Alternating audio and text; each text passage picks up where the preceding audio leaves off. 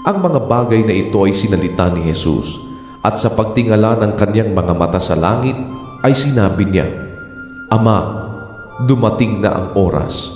Luwalhatiin mo ang iyong anak upang ikaw ay luwalhatiin ng anak. Gaya ng ibinigay mo sa kanya ang kapamahalaan sa lahat ng laman upang bigyan niya ng buhay na walang hanggan ang lahat ng ibinigay mo sa kanya. At ito ang buhay na walang hanggan, na ikaw ay makilala nila na iisang Diyos na tunay at siyang iyong sinugo sa makatwid bagay, si Hesukristo. Niluwalhati kita sa lupa pagkaganap ko ng gawa na ipinagawa mo sa akin.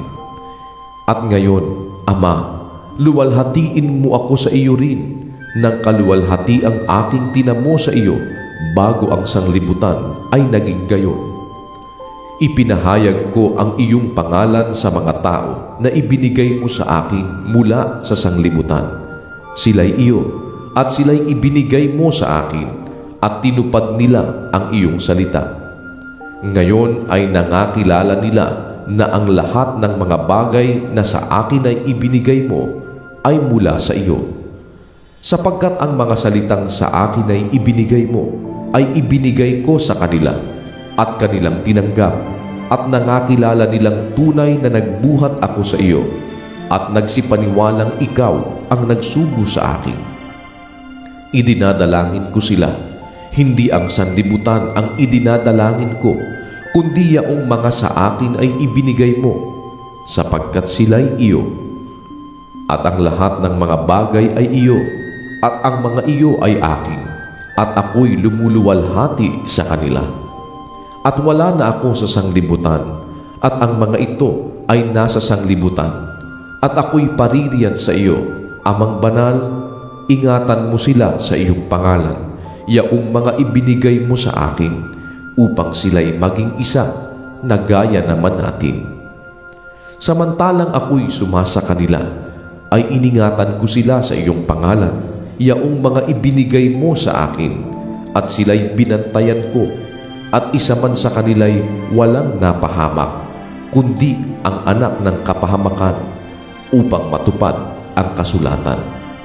Ngunit ngayon ay napaririyan ako sa iyo, at sinasalita ko ang mga bagay na ito sa sanglibutan, upang sila'y mangagtamo ng aking kagalakang ganap sa kanila rin.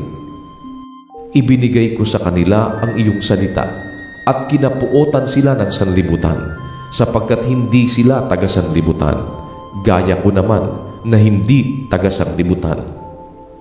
Hindi ko idinadalangin na alisin mo sila sa sanglibutan, kundi ingatan mo sila mula sa masama.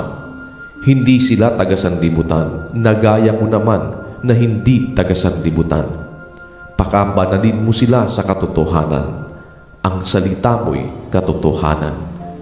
Kung paanong ako'y iyong sinugo sa sanglibutan, sila'y gayon ding sinusugo ko sa sanglibutan. At dahil sa kanila'y pinabanal ko ang aking sarili, upang sila naman ay magpakabanal sa katotohanan.